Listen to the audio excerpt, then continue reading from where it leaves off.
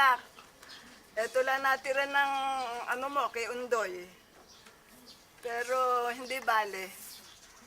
Meron pang natitira. Ngayon, yung naalala ko, yung kayo'y maliliit.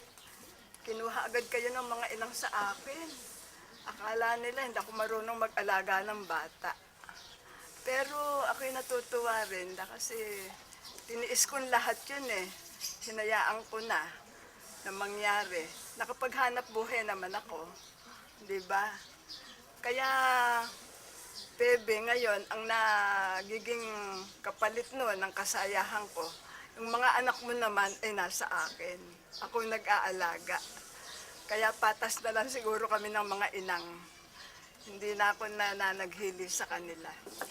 O, kumusta kayong lahat dyan? Si Dani, si Oji, si Tonton, uuwi. Nako, pag-ingatin mo sa taxi, maraming hold-upper. O di, paano, Bebe? Naibibida ko kayo sa mga bumibisita sa amin, sa dumadalaw sa akin. At sila natutuwa at ibinibida ko yung pag-aalala nyo sa amin. Kami ng ama mo, ang ama mo, hindi lang makalakad na mabuti kasi yung tuhod masakit. Pero naaalala rin kayo. At sa panalanginan, lagi tayong magkakasama. Nakaaabot lahat sa Diyos yan. Pinagpapala tayo.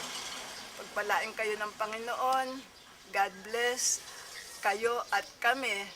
Kahit tayo magkakalayo, nadadama namin ang andyaan, ang patnubay ng Panginoon sa atin. Bye-bye, anak. Bye-bye.